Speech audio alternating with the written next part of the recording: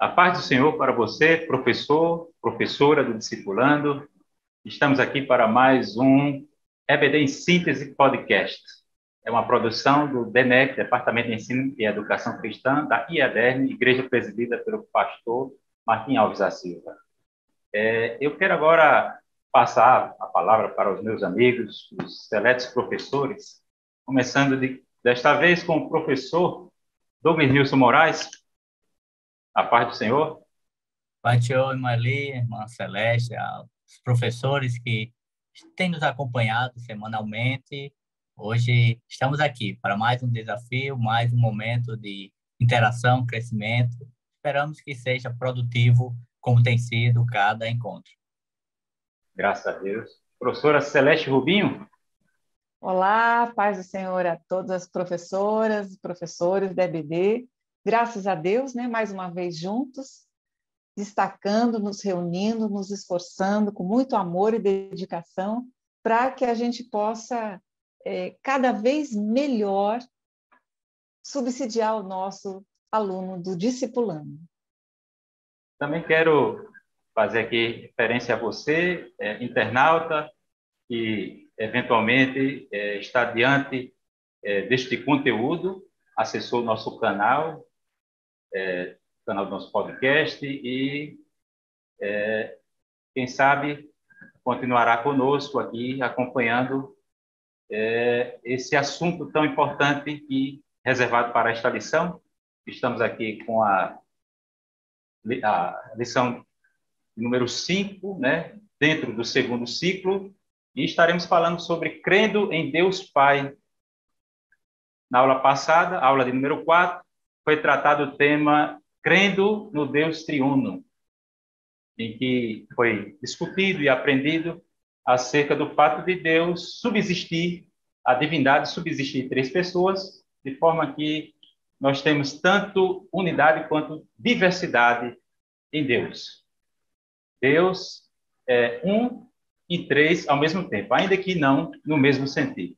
E um pano de fundo interessante, meus amigos, meus caros, e você, professor ou professora que nos acompanha, é que um pano de fundo da nossa discussão neste podcast será o credo apostólico.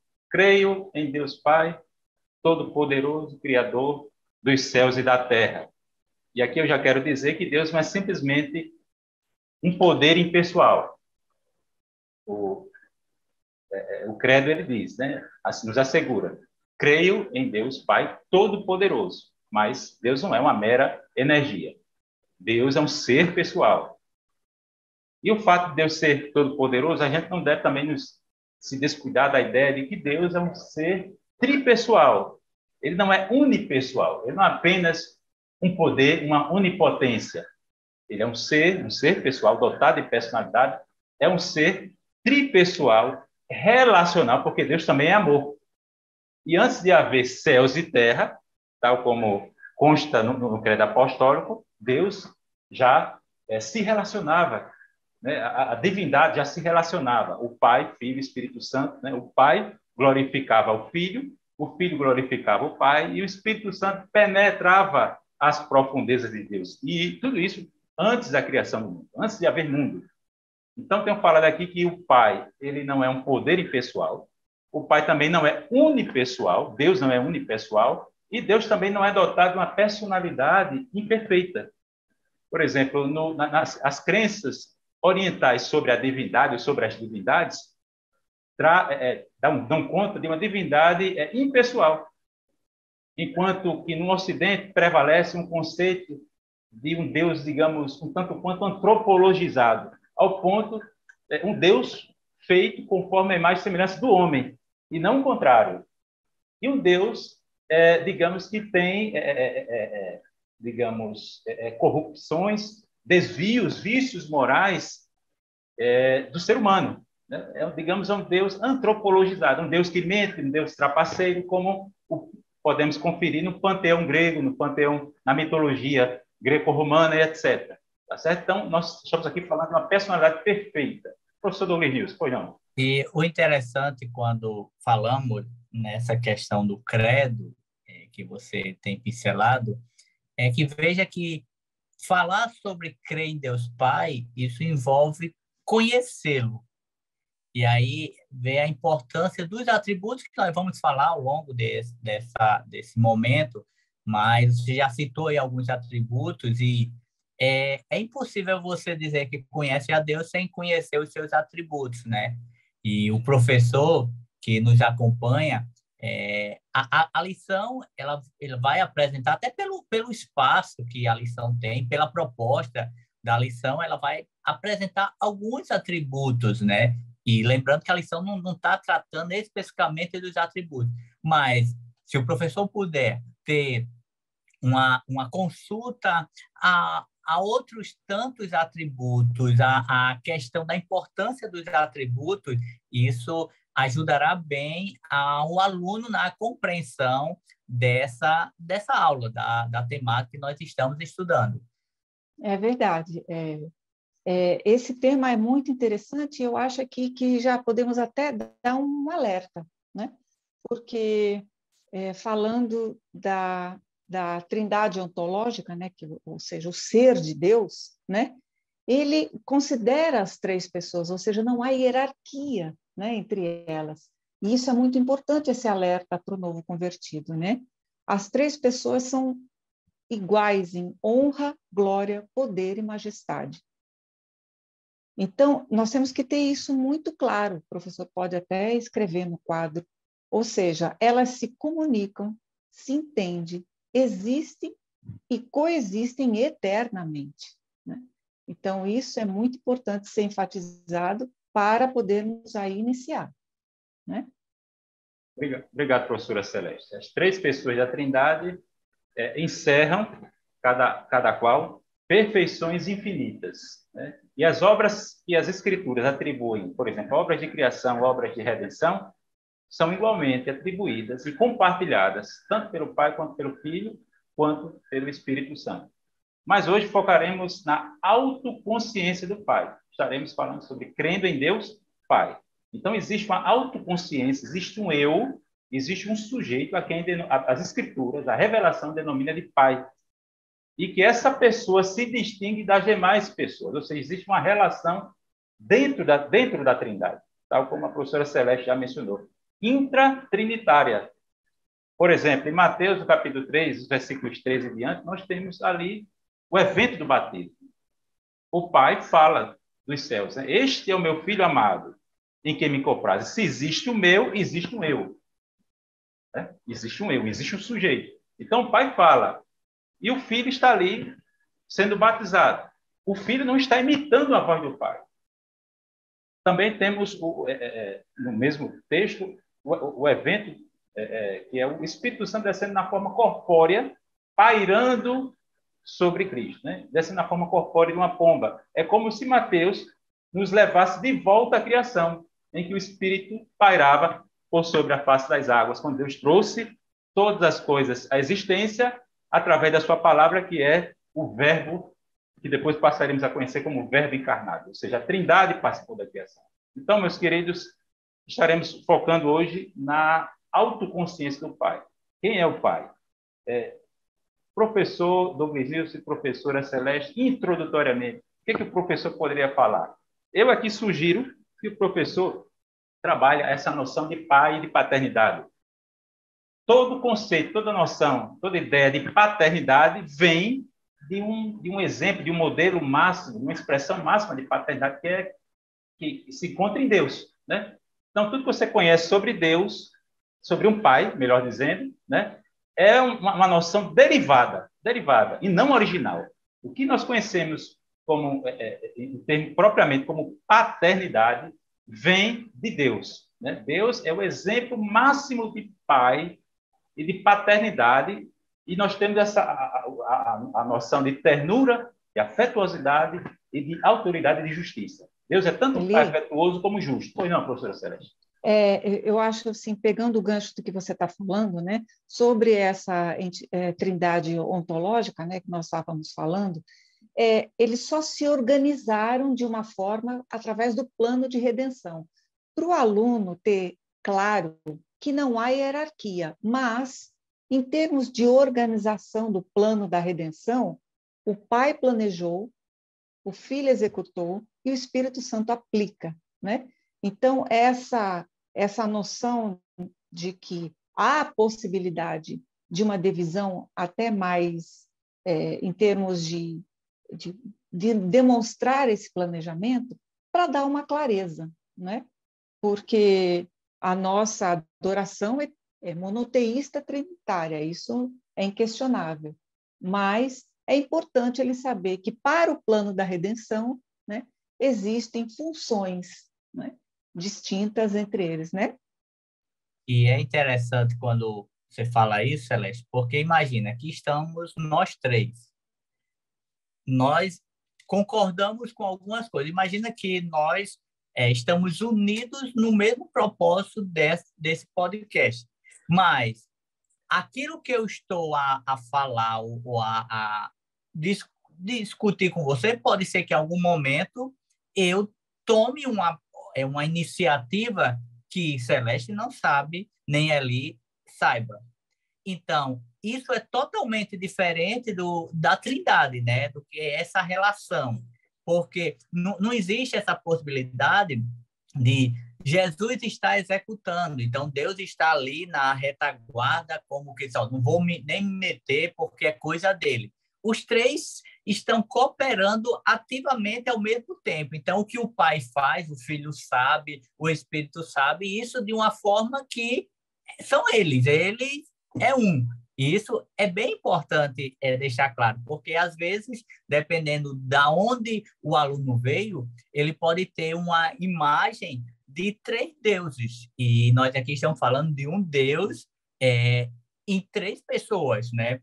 Cada um com a sua individualidade, sua personalidade, mas todos desfrutando do mesmo atributo, da mesma essência. E um outro ponto que eu acho também interessante, quando você fala nessa parte introdutória, é que talvez o professor precisa atentar isso bem, talvez o aluno ele vem de um contexto que pai é a pior figura que ele possa existir. Então, quando eu falo de Deus Pai para esse aluno, esse novo convertido, eu vou precisar ter um cuidado especial com ele, porque a imagem que ele tem de um pai é uma imagem distorcida. Então, dizer que Deus é o pai dele, ele pode fazer uma associação direta com ausência paterna, ele não tem pai, não sabe quem é seu pai. Então, isso é muito importante. Talvez seja uma aplicação, um ponto muito nervoso naquela aula. Então, o professor precisa entender que para ele, mais importante do que ele fazer as aplicações dos conceitos, ele precisa entender como isso está sendo passado para o aluno, para que não seja apenas uma transferência de conhecimento. É verdade, professor Domingos. Professor do discipulando ou professora do discipulando, você precisa ter cuidado, como acabamos aqui de conversar, de ouvir a respeito, experiências de desapontamentos com pais terrenos, né? Ao invés de afastar essa pessoa do conhecimento do verdadeiro Pai, do verdadeiro Deus, que se revela como Pai, pelo contrário, né? Isso é até tratado no livro de Aconselhamento Cristão, do autor David Powlison, né? Ele trata disso. Nós não devemos permitir que experiências você veio de uma família disfuncional e a experiência não deve ditar o verdadeiro conceito de Deus. O que deve ditar o conceito de Deus são as escrituras. As escrituras. A escritura que é normativa, não é a experiência. É a escritura que interpreta a experiência. Ok? Então, qualquer noção de paternidade que nós temos humana, ela é sempre derivada e é uma cópia. Por quê? Porque somente em Deus nós temos, digamos, a expressão arquetípica, perfeita e suprema e mais sublime de um ser que é Pai e, ao mesmo tempo, eterno e justo com os seus filhos. Vamos agora avançar para primeiro tópico aqui, algumas generalidades sobre quem seria esse Deus, quem é essa divindade, a quem chamamos de Pai, de Criador, não sei. A gente precisa, o professor do discipulando e a professora, precisa deixar claro que o conhecimento de Deus, né, todo conhecimento que nós temos de Deus vem de fora, vem do próprio Deus. Né? O único conhecimento nato, né, que o ser humano tem é a capacidade de conhecer. A única coisa nata, porque tudo mais que nós sabemos de Deus ou vem das Escrituras ou vem da realidade à nossa volta, que é o livro das obras de Deus. Então, o conhecimento de Deus se dá por via da revelação. Né? Eli, Pois não, professora Célia. e tem um ponto também que é muito importante a gente lembrar. Como você falou, todo conhecimento sobre Deus vem dele próprio. É ele que se revela a mim na medida, na intensidade, profundidade que ele percebe que eu tenho capacidade para suportar, né? Mas há algumas coisas que me impedem de perceber isso na minha totalidade, né? Que é o meu pecado, né? O meu pecado, a minha iniquidade, a minha fala contaminada, a minha pronúncia de perversidade, né? Tudo isso está lá em Isaías 59. Ele vai falando, ele elenca 6 pontos daquilo que me afasta de Deus. Então, às vezes, por mais que eu tenha uma ansiedade muito grande e um desejo muito grande de conhecê-lo, há em mim limitações para tal, né? E para isso eu preciso romper essa barreira e com muito propósito. Eu preciso querer realmente e buscar a Deus com afinco, com dedicação, com tempo, né? Eu preciso estar disposta a ouvir dele aquilo que nem sempre se ajusta ao que eu quero, ao que me é confortável, né? Porque Deus não se encaixa dentro das nossas categorias de definição, né?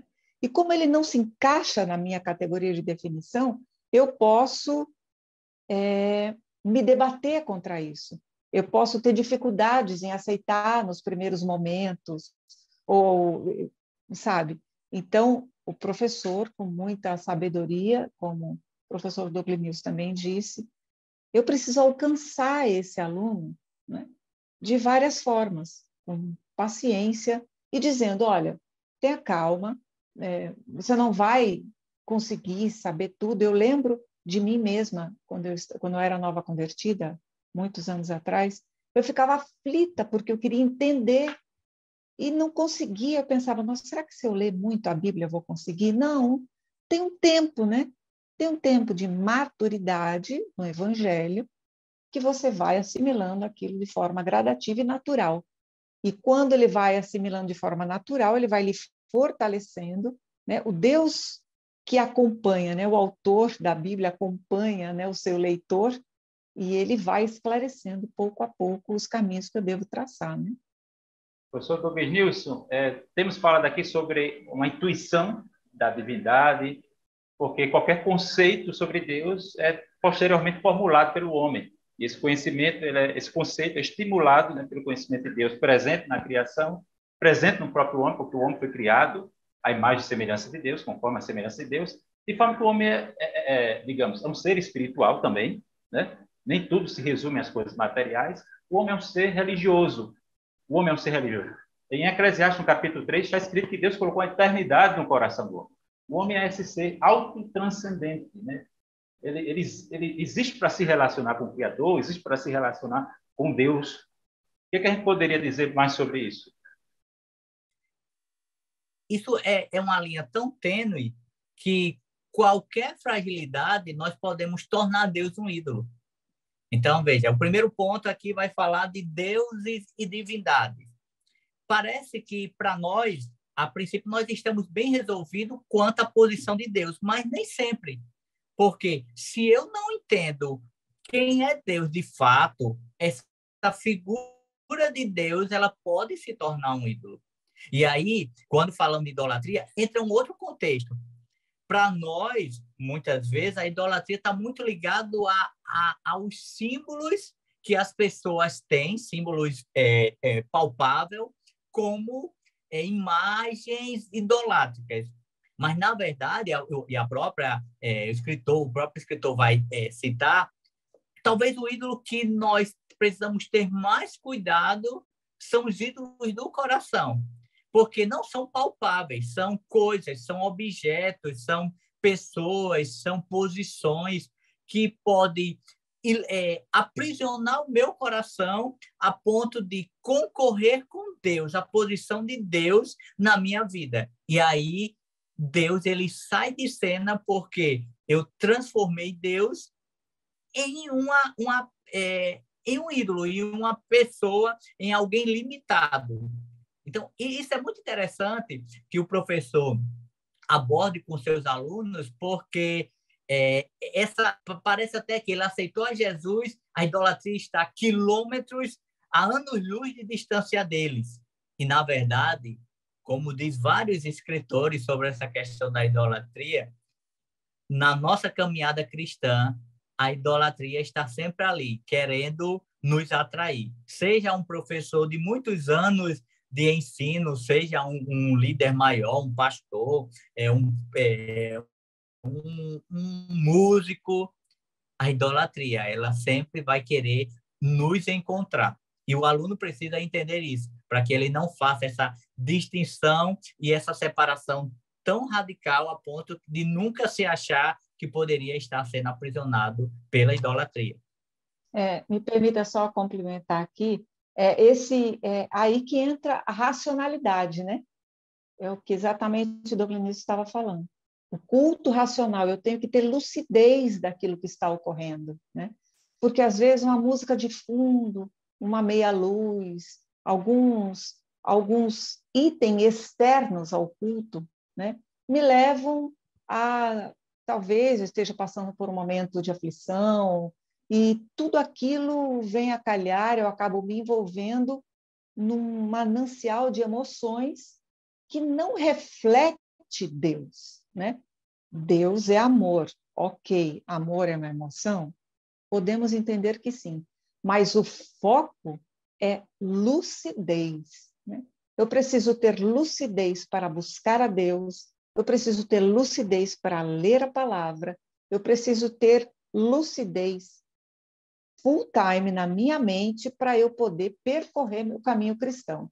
Porque, como o professor Douglas muito bem falou, há uma tentação, se eu pudesse chamar dessa forma, tão grande para você, sabe, se desviar do caminho, porque só Deus, todo mundo acha que, não, peraí, eu preciso fazer aqui uma coisa a mais para chamar atenção, uma música mais emocionante, ou eu não preciso nada disso, eu preciso da palavra de Deus. É disso que eu preciso. A minha intimidade com ele está em eu conversar com ele. Como é que eu converso? Lendo a palavra. Eu leio, né? E a revista traz isso muito bem, quando ela começa a falar em Deus e divindades, né? Porque eu preciso apresentar esse Deus de uma forma desconstruída, muitas vezes, né? Desconstruir aquilo que o novo convertido vem trazendo dentro de si mesmo, né? E eu acho aí... Pois não. Eu acho aí que tem uma pergunta que o professor poderia ser até uma pergunta de entrada para lançar os alunos. Quem é Deus para ele, né? Porque isso envolve cosmovisão, a visão que ele tem, porque se ele tem um conceito equivocado de Deus, é um novo convertido, mas na mente dele, o conceito dele ainda está enraizado com valores passados, então o professor precisa parar para ensinar quem é Deus, trazer talvez o plano da salvação, trazer a figura de cada elemento da Trindade, para que eu não comece a dizer que Deus é o Pai, é o Criador, e isso fique muito distante. Mas se eu não souber quem de fato é Deus na minha vida, eu posso ter uma longa caminhada, fazer todo o discipulado e para as outras da igreja, mas eu ainda fico com questões não resolvidas, porque eu não sei quem é Deus.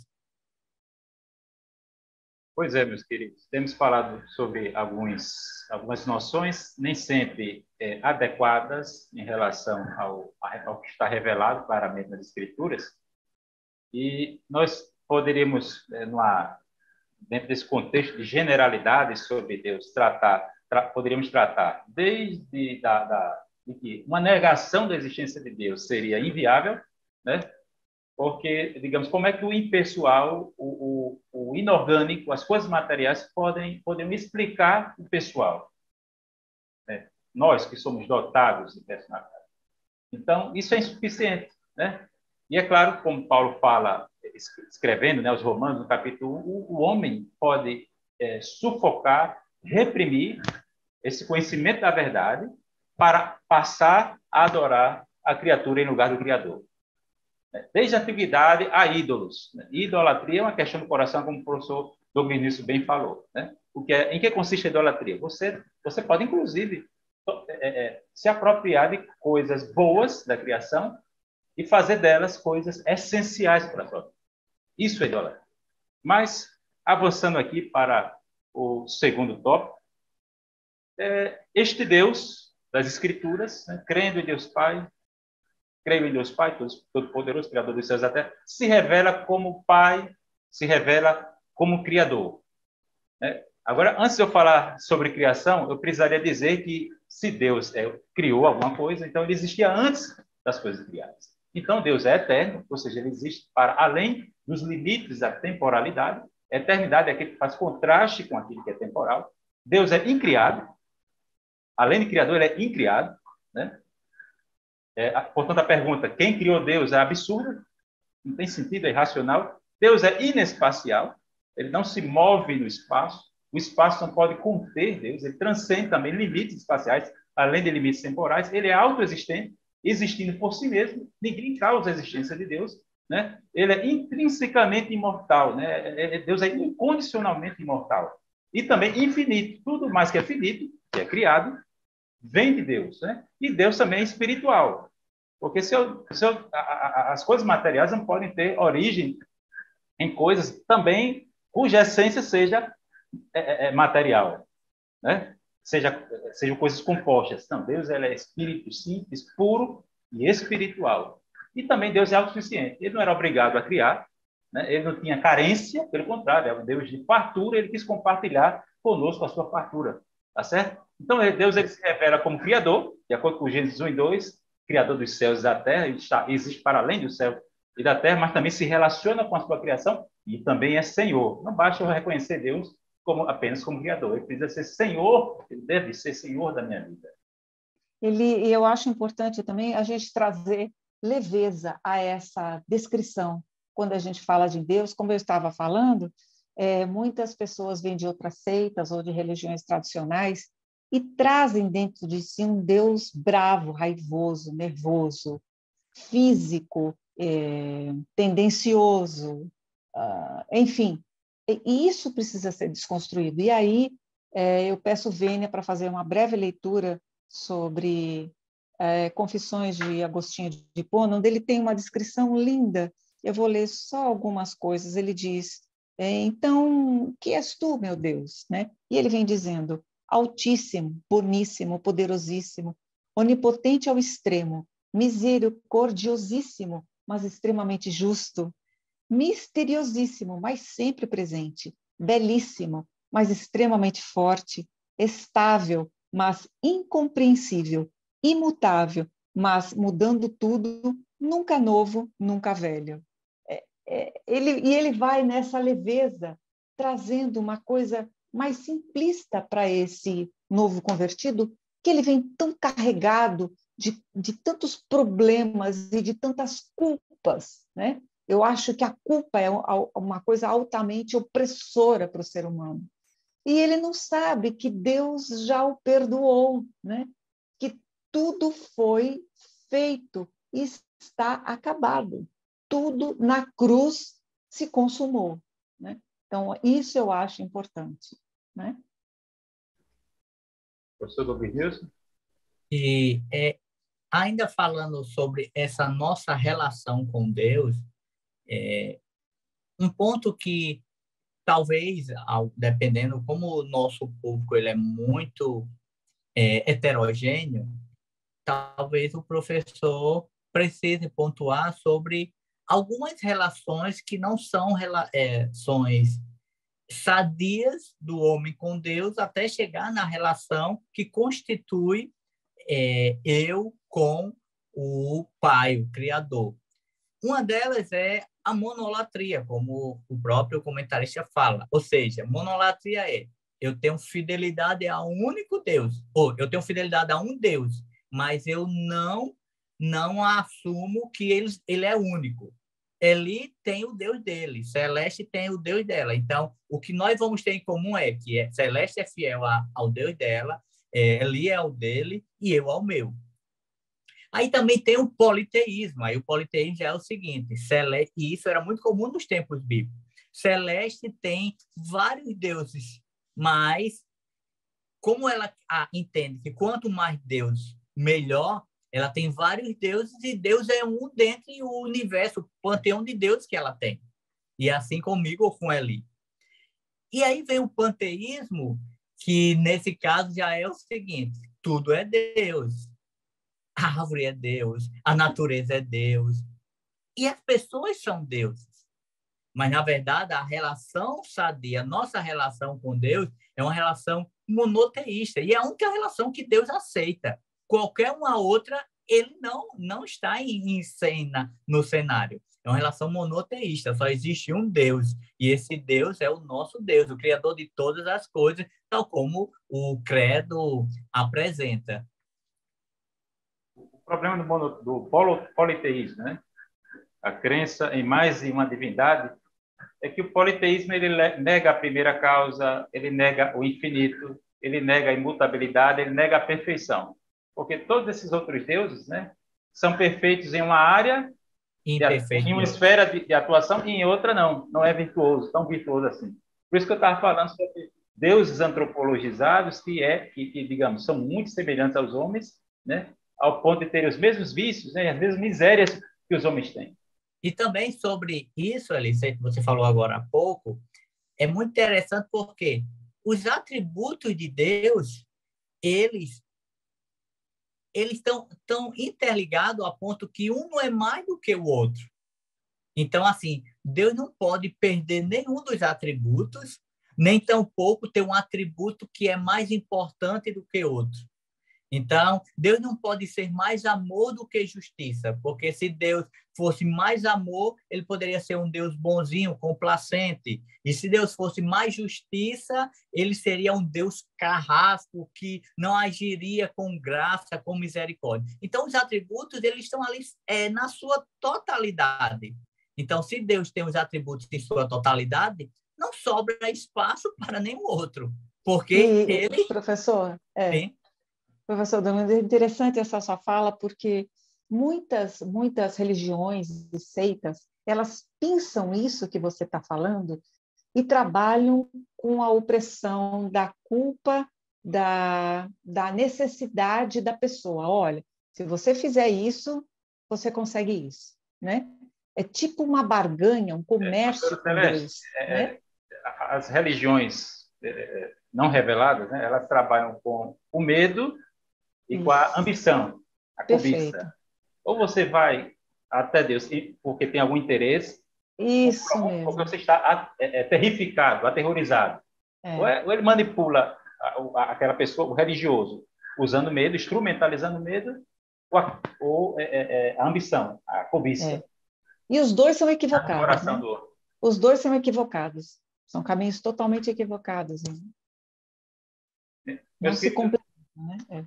Eu só acrescentaria aqui, ainda dentro desse primeiro tópico, aliás, segundo tópico, que trata de Deus como Criador, que se apresenta, se revela como Criador, essa noção que já é prática, que já é do conhecimento de todos, né? A referência ao Deus Pai nas Escrituras é abundante.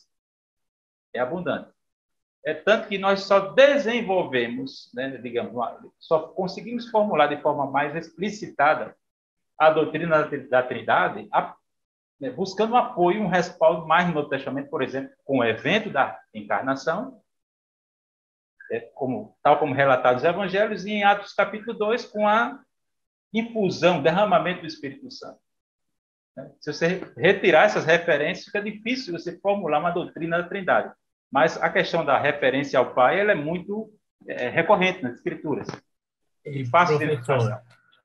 E uma pergunta que é muito comum, é de cunho até filosófico, se eu pudesse dizer assim, é que muitas vezes o aluno, até mesmo alguns professores podem ser questionado, na questão da relação de Deus, que é criador de todas as coisas, com o mal, com as catástrofes que nós vivenciamos. E veja como isso é um ponto bem melindroso, né? Porque o aluno pode chegar e dizer, olha, se Deus criou todas as coisas, ele também criou o mal. E aí afirmar que Deus criou o mal é dizer que Deus ele não é 100% bom, ele tem fragilidade no seu atributo. E se Deus não é 100% bom, cai por terra essa exclusividade, esse ponto que diz que Deus ele é completo em tudo. Então, na verdade, o professor, em sendo abordado sobre esse tema, ele precisa levar para o campo de que Deus não criou o mal. O mal ele é consequência da liberdade que o homem tem. O homem, em sua liberdade... O mau uso da liberdade, né? O mau uso dessa liberdade. A liberdade, enquanto tal, é uma coisa boa. Sim. Mas o mau uso levou à queda, né? E, consequentemente, imagina, se Deus ele fosse intervir em todas as catástrofes, todas as coisas negativas que nós vemos, aí teríamos dois problemas. Primeiro é que Deus, em muitos casos, Deus estaria interferindo no livre-arbítrio. Então, agora, nós já teríamos o nosso livre-arbítrio limitado ou rompido, né? Ou cessado. E aí, nós poderíamos nos transformar em robôs. Deus manipula do jeito que quer, porque Deus tomou isso de mim. E eu não tenho nenhuma responsabilidade. Aí pode entrar em cena o determinismo, né? Deus está... As pessoas determinaram, então eu não tenho culpa. E é o que muitas vezes nós vemos no nosso contexto, é a vitimização. Eu transfiro a culpa, porque eu não sou o causador disso. Então, há uma inversão de valores. Mas, professor... Posso falar? Isso é interessante que você está falando, porque, assim, no direito existe uma frase chamada homem médio, né? O que é esse homem médio? Homem médio é uma criação jurídica para determinar um padrão de comportamento do ser humano. Padrão médio, onde todos os homens agiriam de tal forma em tais situações, né? E esse é o perigo, né? Porque nós, como homem médio, né, lato sensu, nós tendemos a nos comportar sempre de uma mesma forma. Então, nós precisamos de algo que nos mova. Não é fácil você tomar uma decisão contrária àquela do homem médio, né? Você precisa estar atento, você precisa querer e você precisa saber. Para você saber, você precisa aprender. E para você aprender, você precisa aprender de quem sabe. No caso que estamos falando, aprender de Deus, dele próprio, porque ele próprio se revelou, né? Então, interessante isso. Foi importante esse comentário do professor Domingues sobre Celeste. E é claro, né, que você acabou de falar sobre essa questão do uso da liberdade, esse desafio do homem se reinventar, né, usufruindo, né, se aventurando na sua liberdade. Porque já nos leva para o próximo tópico, que é sobre a necessidade de salvação e o papel do Pai na obra da salvação. Né? O professor Douglas comentou sobre essa questão do problema do mal. Poderíamos dizer que o mal não é uma substância, né? Tudo que é criado tem substância, é uma entidade, um ente, né? E o mal ele não foi criado por Deus, não tem sua origem em Deus, tem a ver com o mau uso da liberdade, né? E que nenhum de nós gostaria, nem mesmo o ateu e o cético, de um Deus ditador, um Deus que subtraísse a liberdade, né? Aí seria o que reprogramasse as escolhas do homem, né? Aí seria um Deus ditador, ninguém gostaria de, aí deixaria de ser pai para ser ditador, né? Então Deus, ele criador de todas as coisas, criou os nossos primeiros pais, e os nossos primeiros pais pecaram, Adão e Eva. Mas Deus, ele não foi pego de surpresa, né? Deus é independente também de seus planos, né? E antes da fundação do mundo, ele planejou a salvação, de forma que o Pai, ele está ali presente no processo da salvação, como aquele que planejou, A Bíblia diz que porque Deus amou o mundo de tal maneira que enviou o seu Filho. O Filho executou a salvação, que também é chamado de o segundo Adão por Paulo, né? A Bíblia diz que Deus criou o homem perfeito, né, no livro de Eclesiastes, mas ele se meteu em muitas astúcias. Assim como por um só homem entrou o pecado no mundo, pelo pecado da morte, e a morte passou a todos os homens porque todos pecaram. Romanos capítulo 5. Né? Então, Deus enviou o seu Filho para restaurar todas as coisas, para salvar o homem, e Deus não poupou. Olha aí, o Pai que não poupa seu Filho. Né?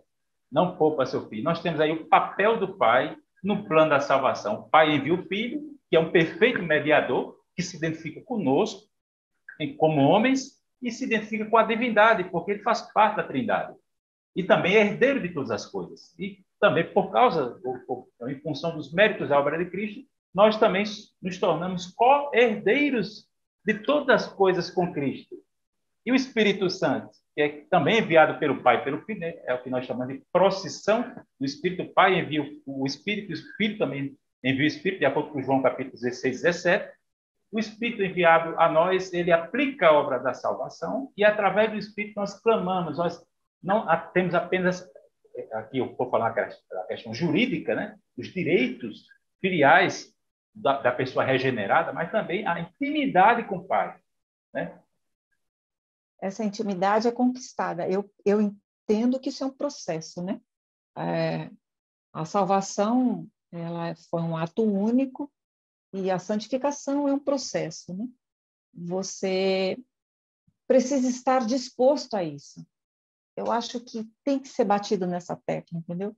Não é só no domingo que você pega uma Bíblia, não é, sabe? Inclusive a revista, ela tem aquela leitura diária, né?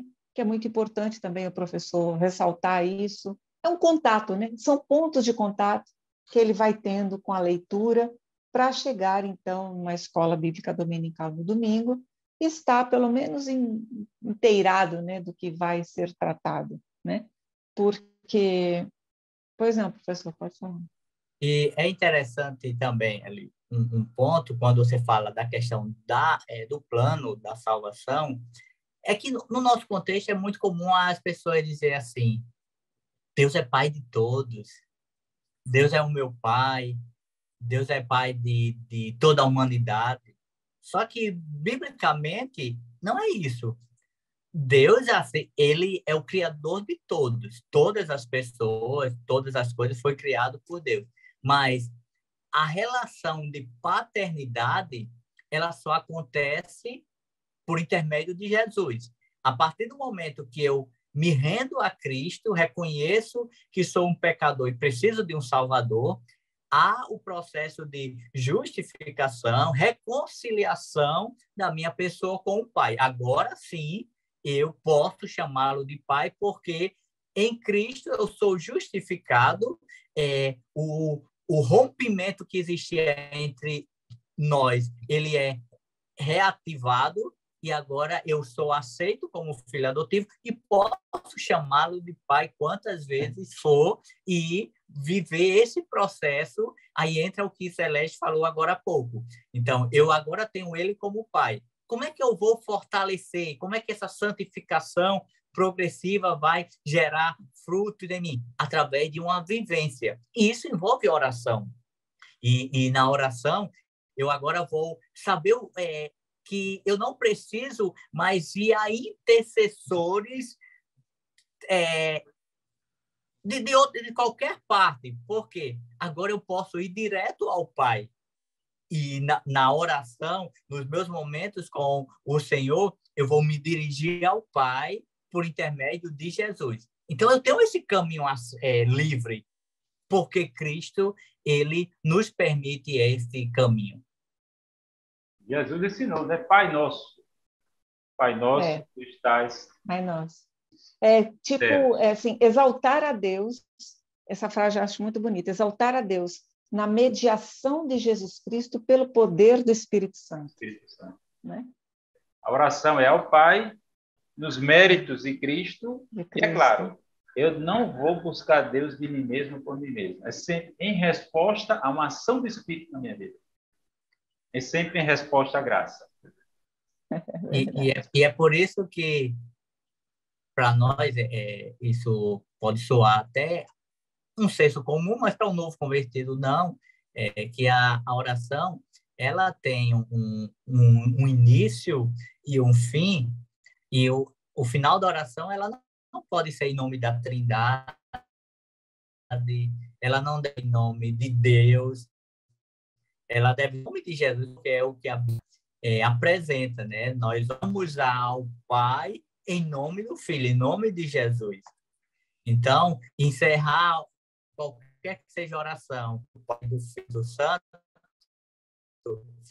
não está com a recomendação do ensino bíblico. Nós poderíamos, é claro, aqui citar exemplos até do apóstolo Paulo orando e tal, que nós não vemos esse tipo de fraseado, né? Meus queridos, temos falado sobre a participação do Pai no plano, né, na autoria do plano da salvação, né? E eu gostaria apenas de acrescentar, a professora Celeste citou essa questão da jornada cristã, né, que demanda a santificação, também é responsabilidade do crente, né? O Espírito Santo nos assiste nesse processo, e sabemos que o nosso Deus um dia voltará e um dia Deus será tudo em todos, né? Cristo virá para implementar o reino milenial, virá para restaurar todas as coisas, né? Nós estaremos diante de um novo céu e uma nova terra, né? Isso também tem a ver, aí de novo, voltamos para a obra da criação. Novos céus e nova terra. Restauração de todas as coisas. Restauração da criação caída, de acordo com Apocalipse 21 e 22. Por enquanto, prosseguimos aqui em nossa jornada, buscando intimidade com o Pai, nos méritos de Jesus, respondendo à graça dispensada a nós, infundida em nós através do Espírito, mas cremos, nós temos essa esperança. Um dia, todas as coisas serão restauradas pelo Pai, né?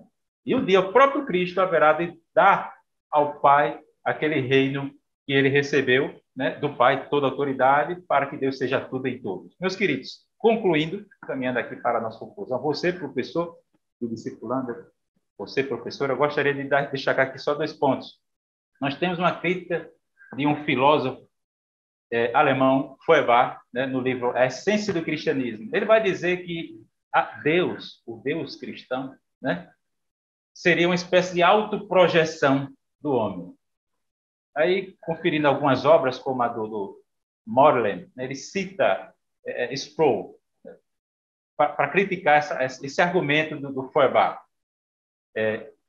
dizendo que Deus, esse Deus do cristianismo, Deus que a Bíblia nos apresenta, Deus Pai, não seria propriamente uma divindade que nós gostaríamos de domesticar, porque ela não é passível de domesticação, né? É um Deus que se ira, é um Deus que muitas vezes se revela irado, que toma vingança, né? E que é terrível em sua ira, né? Não é um Deus manipulável. Então, é complicado, né? Nem todo mundo vai querer desejar e projetar esse tipo de divindade, né? Um Deus que é juiz, que retribui os atos maus. E um outro ponto é uma crítica que eu faço à psicanálise, o pensamento de Freud, de que a ideia que todo ser humano carrega dentro de si de Deus, uma divindade, é só um desejo, uma aspiração inconsciente de um pai perfeito. Você não teve um pai perfeito, mas você deseja, no fundo, um pai perfeito, né? Aí nós poderíamos responder, aqui eu faço menção aqui a Alistair McGrath, no livro Diálogos entre Ciência e Religião. Ele vai dizer que esse tipo de argumento ele vai de encontro, ele milita contra o religioso, aquele que promove a agenda da irreligiosidade. Porque esse argumento funcionaria mais contra o ateu ao invés de funcionar contra o crente. Por quê? Porque se o crente está criando um pai, do nada, um pai, né? Deus, a ideia de Deus é só a criação de um pai, uma criação do crente, do homem, né? Ele responde dizendo que vai ver o ateu, ao invés de criar o pai, matou o pai, né? É um parricida, né? Se você está dizendo que o crente meramente criou, fabricou essa ideia de Deus, porque deseja, no fundo, um pai, né? Você poderia responder, professor discipulando, que o ateu também, ao invés de criar esse pai, está matando esse pai. Na verdade, é um parricida, né? Professora Celeste, professor Douglas Risso, fiquem à vontade para sugerir conclusões. A sugestão de conclusão é muito interessante, que essa aula ela é muito instigante, e falar sobre o conhecer de Deus é infinitamente interessante, potente. E eu vou ficar só com o Evangelho de João, capítulo 17:3, que diz: "E a vida eterna é esta, que te conheçam, a ti só, por único Deus verdadeiro, e a Jesus Cristo a quem enviaste." Ou seja, o prazer da vida eterna não está só na beleza daquilo que nunca vimos, está em conhecer a Deus. Esta é a beleza, é esta a mensagem que tem que ficar no coração do novo convertido, para ele desejar cada dia mais conhecer a Deus.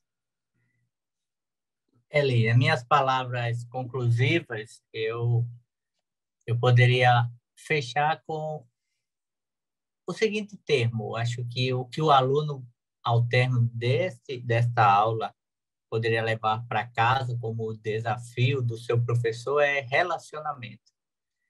A W. Tozer, ele fala em uma de suas obras que muitas vezes nós estamos tão ávidos em conhecimento que não dedicamos tempo para o relacionamento. Então, a nossa vivência é muito mais de conteúdo do que de experiência. E nós precisamos unir essas duas coisas, porque só experiência sem conteúdo, nós vamos escorregar em muitas coisas. E só conteúdo sem experiência, nós vamos ficar muito científico e vamos descrer de muitas coisas que são reais. Então, esse novo convertido, ele precisa voltar para casa sendo desafiado a experimentar, a se relacionar com esse Deus que é Pai. E se ele não tem uma boa realidade de paternidade, ele buscar para ele ver na prática que esse pai é diferente de qualquer pai. Ele pode ter o melhor pai do mundo. Esse pai, ele é muito superior. Ele pode ter tido nenhum pai, mas agora ele vai encontrar pai. Então, ele precisa confiar e se relacionar. Eu creio que é nesse sentido que o aluno precisa voltar para casa, instigado a buscar essa experiência de relacionamento.